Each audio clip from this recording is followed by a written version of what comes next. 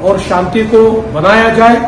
अगर कोई दंगा करता है, कोई पुलिस पर पत्थर फेंकता है, कोई समाज में तनाव निर्माण करता है,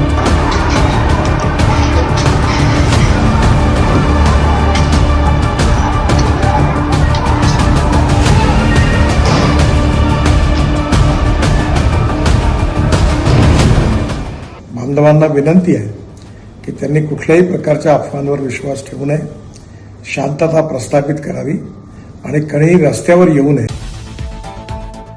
नमस्कार, मैं हूं गरिमा और आप देख रहे हैं भारत की बात। महाराष्ट्र के नागपुर में सोमवार को हालात तब बिगड़ गए जब औरंगजेब की कब्र को लेकर हुए विरोध प्रदर्शन के बाद दो गुटों के बीच हिंसक झड़प हो गई। देखते ही देखते शहर के महल और हंसापुरी इलाके में पथराव और आगजनी शुरू हो गई, जिससे पूरे इलाके में तनावपूर्ण माहौल फैल गया। हालात इतने खराब हो गए कि पुलिस को लाठी चार्ज और आंसू गैस के गोले छोड़ने पड़े। हिंसा पर काबू पाने के लिए कई इलाकों में कर्फ्यू लगा दिया गया है। हिंसा तब भड़की जब कुछ संगठनों ने औरंगजेब की कब्र के विरोध में प्रदर्शन किया। यह प्रदर्शन महल इलाके में छत्रपति शिवाजी महाराज की प्रतिमा के पास हुआ। इस दौरान अचानक दो गुटों के बीच टकराव हो गया और पथराव शुरू हो गया। कुछ उपद्रवियों ने वाहनों में आग लगा दी और कई गाड़ियां तोड़ डाली। डीसीपी निकेतन कदम पर भी हमला हुआ, जिससे वे गंभीर रूप से घायल हो गए और उन्हें अस्पताल में भर्ती कराया गया। दो अन्य पुलिसकर्मी भी घायल हुए हैं। नागपुर पुलिस ने स्थिति को संभालने के लिए प्रोहिबिटरी ऑर्डर जारी किया और अब तक 40 से 50 लोगों को हिरासत में लिया गया है। सीसीटीवी फुटेज और वीडियो के आधार पर आरोपियों की तलाश जारी है। पुलिस ने इस मामले में एफआईआर भी दर्ज कर ली है और पूरे इलाके में धारा 163 लागू कर दी गई है। हिंसा भड़कने की असली वजह दो अफवाहें थी। पहली अफवाह यह फैलाई गई थी कि एक धार्मिक ग्रंथ को नुकसान पहुंचाया गया है, जबकि दूसरी अफवाह थी कि किसी ने पवित्र चादर को आग लगा दी है। हालांकि पुलिस ने बाद में साफ किया कि ऐसा कुछ नहीं हुआ था, लेकिन तब तक माहौल बिगड़ चुका था।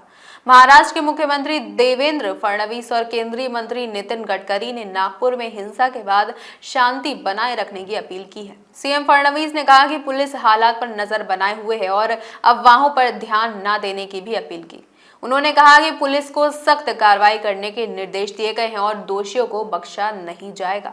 नागपुर हिंसा का मामला अब संसद तक पहुंच चुका है। कांग्रेस सांसद रेणुका चौधरी ने राज्यसभा में इस पर चर्चा के लिए कार्य स्थगन प्रस्ताव का नोटिस दिया है।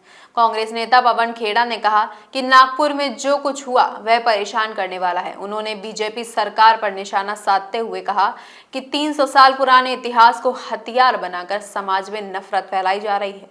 नागपुर पुलिस के मुताबिक अब हालात काबू में हैं, लेकिन इलाके में भारी पुलिस बल तैनात किया गया है। डीसीपी अर्चित चांडक ने कहा कि यह घटना गलतफहमी के कारण हुई और अब सब नियंत्रण में है। उन्होंने लोगों से अपील की कि वे घरों में ही रहें, किसी भी तरह की अफवाहों पर ध्यान न दें।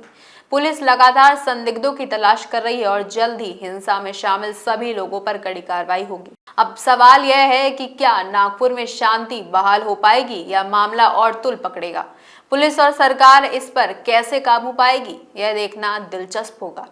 ऐसी ही तमाम खबरों के लिए देखते रहिए भारत की बात। परम मल्टी स्पेशलिटी हॉस्पिटल, विजयंत खंड, गोमती नगर, लखनऊ।